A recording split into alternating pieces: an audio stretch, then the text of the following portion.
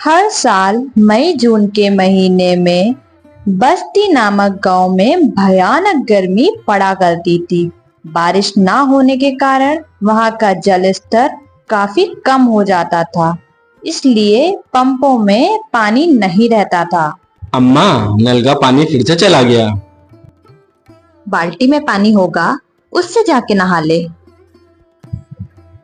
अरे अम्मा, यहाँ तो बाल्टी भी खाली है। अरे अभी आधे घंटे पहले जब नल में पानी आ रहा था तो मैंने बाल्टी भर कर रखी थी। काजल मैडम जी उसी पानी से नहा ली होंगी और हमारा लड़का तो ऐसे ही गंदा रह गया।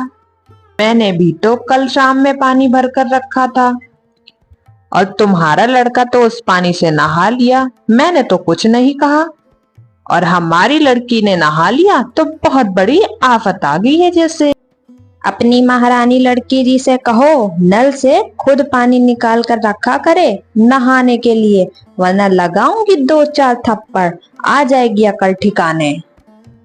अच्छा, मार के दिखाना, जैसे मेरे पास तो हाथ है नहीं। काजल अपनी नानी के साथ अपने मामा के घर में रहा करती थी।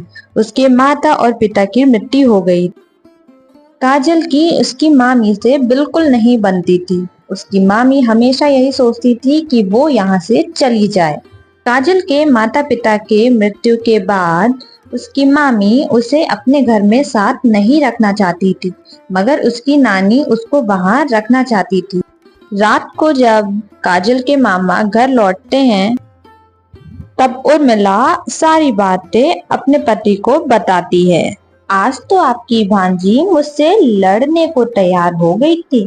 मैंने उससे बस इतना ही कहा था कि कुएं से पानी आज तू निकाल ले, बस महारानी जी चिढ़ गई और लड़ने लगी। वो तो ये कहो राजू घर पे था, उसने कुएं से पानी निकाल कर मुझे दिया।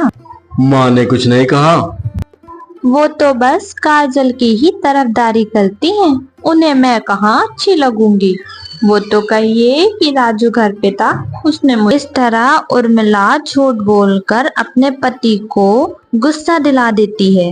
रामलाल गुस्से में अपनी माँ के कमरे में जाता है और अपनी माँ और भांजी के कपड़े सारे फेंक देता है बाहर। मामा, आप हमें घर से क्यों बाहर निकाल रहे हैं? तुम लोग यहाँ से बाहर निकलो और जहाँ जाना है वहाँ जाओ। काजल और उसकी नानी सरपंच जी के पास अपने बेटे रामलाल की शिकायत करने पहुंच जाती हैं, लेकिन वे वहां जाते ही देखती हैं कि सरपंच जी को उसकी बहू ने पहले से ही रिश्वत देके अपने पक्ष में करवा लिया है।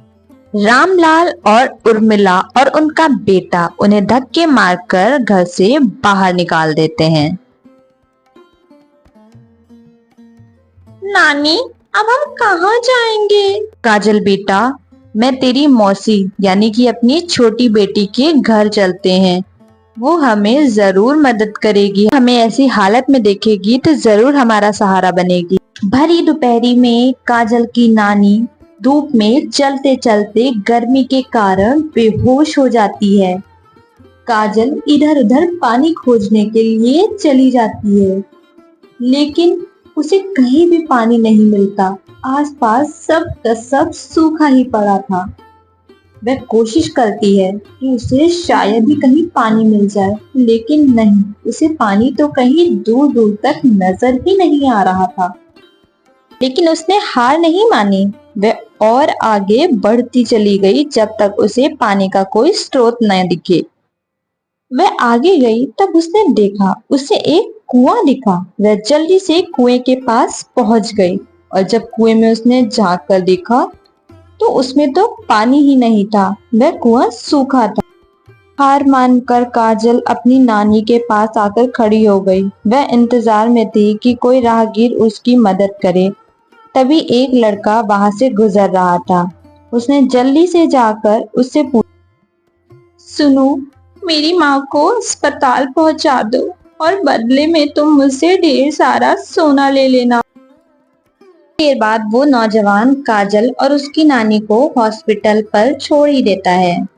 अस्पताल में काजल की नानी का कुछ दिनों तक इलाज चलता रहता है और उसकी नानी ठीक हो जाती है। नानी जी, अब हमें मौसी के घर जाकर उन पर बोझ बनने की जरूरत नहीं है। हमारे पास एक जादुई कुआं है जिससे हीरे निकलते हैं। हम उन हीरो को बेचकर अपना गुजारा कर लिया करेंगे। काजल जल्दी से जाकर उस कुएं से हीरे निकालना शुरू कर देती है। अपनी जरूरत के मुताबिक उस कुएं से हीरे निकालती रहती है और उसे एक जगह इकट्ठा कर कर रख लेती है। उसके बाद काजल शहर में जाती है बाजार और वहां जाकर हीरो को बेच देती है और उसी हिसाब से पैसे अपने साथ ले आती है।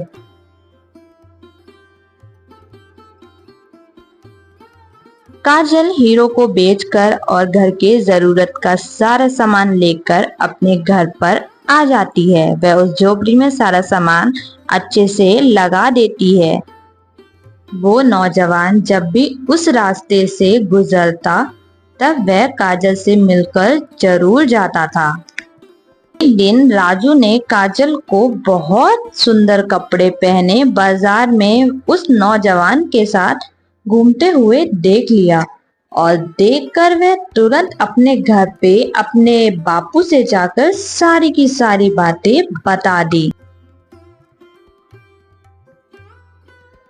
जब वो लोग गांव के बाहर झोपड़ी में रह रहे हैं तो उनके पास इतने पैसे कहाँ से आए?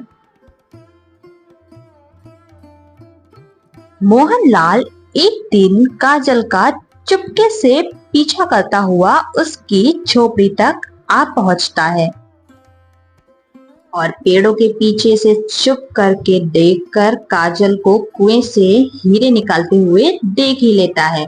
ये सब देखने के बाद वह जल्दी जल्दी अपने घर की ओर निकल पड़ता है।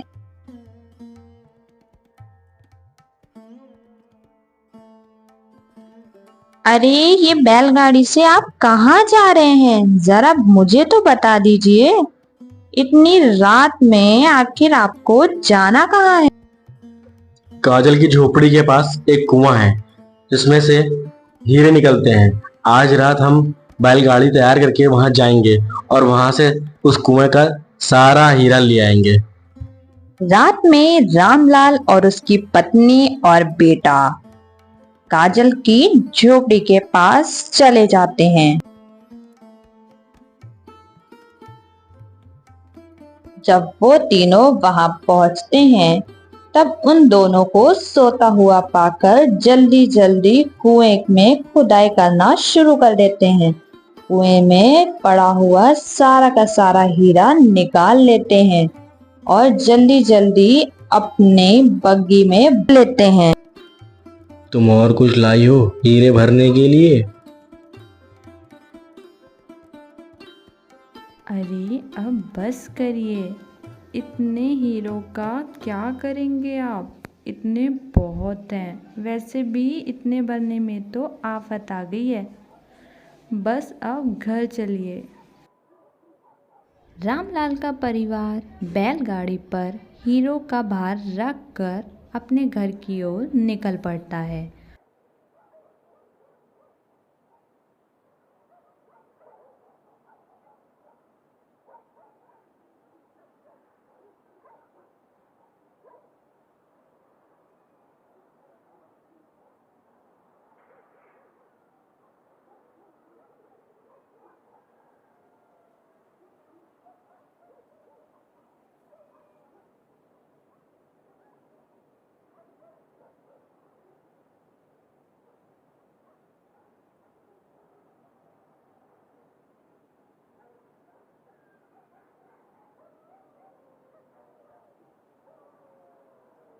रात में डाकुओं की टोली उसी रास्ते से गुजर रही होती है। उन डाकुओं की नज़र मोहनलाल के परिवार के ऊपर पड़ती है और वह उनके परिवार को मारकर उनका चुराया हुआ सोना वो चुरा कर ले जाते हैं।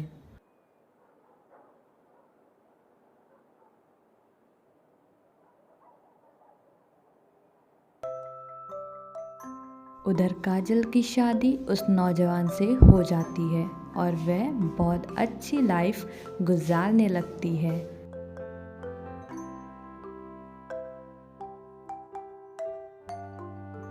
किसी ने सच ही कहा है, बुरे कर्मों का फल बुरा ही होता है।